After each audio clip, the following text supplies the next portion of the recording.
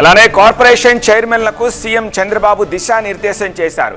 పదవులు అనుభవించడానికి కాదు, ప్రజలకు సేవ చేయడానికి అన్నారు చంద్రబాబు. కార్పొరేషన్ చైర్మన్లు పార్టీకి ప్రజలకు మధ్య వారధిగా నిలబడాలి అన్నారు. మంచి పనులతో ప్రజలకు దగ్గరవ్వాలని, పార్టీకి మైలేజ్ వచ్చేలా కార్యాచరణ ఉండాలని చంద్రబాబు హితవు పలికారు.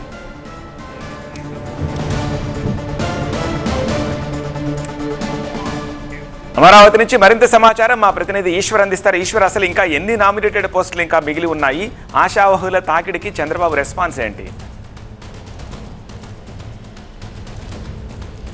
దాదాపు పెద్ద ఎత్తున ఇంకా పెండింగ్ ఉన్నాయి. దాదాపుగా చైర్మన్ పోస్టులు అయితే ఒక 30 నుంచి 40 వరకు చైర్మన్ పోస్టులు, అలాగే టెంపుల్ కమిటీలకు సంబంధించి టెంపుల్ చైర్మన్స్ కావచ్చు, లేకపోతే టెంపుల్ లోకల్గా ఉన్న వాళ్ళ నుంచి ఎక్కువ డిమాండ్ ఉంటుంది. లోకల్గా ఉన్న టెంపుల్కి సంబంధించి స్థానికంగా ఉన్న వాళ్ళకి అక్కడ ప్రయారిటీ అవసరం అవుతుంది కాబట్టి వాళ్ళని అడ్జస్ట్ చేసేదానికి దాదాపు ఇంకా ప్రాధాన్యత కలిగిన పోస్టులు ఒక 500 వరకు ఉంటాయి. కానీ ఈరోజు ముఖ్యమంత్రి సాధారణంగా పని ఒత్తిడిలో చాలా నిరంతరం బిజీగా ఉంటుంటారు. కానీ ఆయన అవకాశం దొరికిన ప్రతి సందర్భంలో పార్టీ కేంద్ర కార్యాలయానికి వచ్చే అంశాన్ని, లేకపోతే అట్లాంటి అవకాశాన్ని తీసుకునే ప్రయత్నం చేస్తూ ఉంటారు. సో అట్లాంటి నేపథ్యాన్నే ఈరోజు గత కొంతకాలంగా నెల రోజుల పాటు ఆయన పార్టీ కార్యాలయానికి వెళ్ళలేకపోయారు.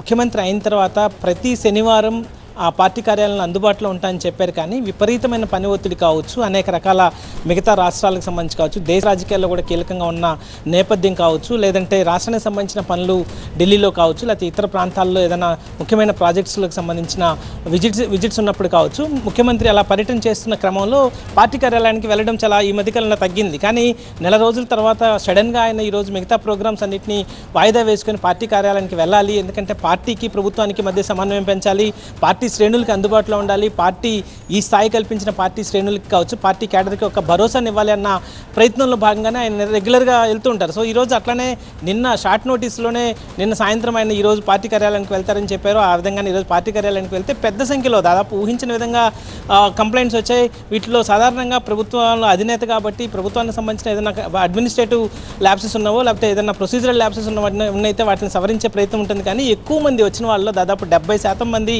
నామినేటెడ్ పొజిషన్స్ కోరుతూ పార్టీలో నేతలు అక్కడికి రావడం జరిగింది. వాళ్ళలో కూడా ఎక్కువ మంది మహిళా నేతలు ఉండడం జరిగింది. వాళ్ళందరినీ చూసిన తర్వాత ముఖ్యమంత్రి వాళ్ళందరినీ ఉద్దేశించి కూడా చాలా కేటగారికల్గా, చాలా స్పష్టంగా మీ అందరి సేవలు ఖచ్చితంగా వినియోగించుకునే ప్రయత్నం చేస్తాం, ఎందుకంటే మీ అందరి కృషి వల్లే పార్టీ అధికారంలోకి వచ్చింది, అందులో ఎలాంటి సెకండ్ థాట్ లేదు. మీరు చేసిన ఆ కృషిని ఖచ్చితంగా పార్టీ గుర్తిస్తోంది. దాని సందర్భంలో దానికి అవకాశం వచ్చిన సమయంలో మీ అందరికీ న్యాయం చేసే ప్రయత్నం చేస్తాం. ఇంత పెద్ద ఎత్తున విజయం సాధించింది కాబట్టి, అందులో కూటమి పార్టీలు కూడా ఉన్నాయి కాబట్టి, జనసేన, భారతీయ జనతా పార్టీ కూడా మనతో కలిసి ఉన్నాయి కాబట్టి అందరికీ ఒకేసారి నామినేటెడ్ పోస్టులు అకామిడేట్ చేసే అవకాశం ఉండకపోవచ్చు.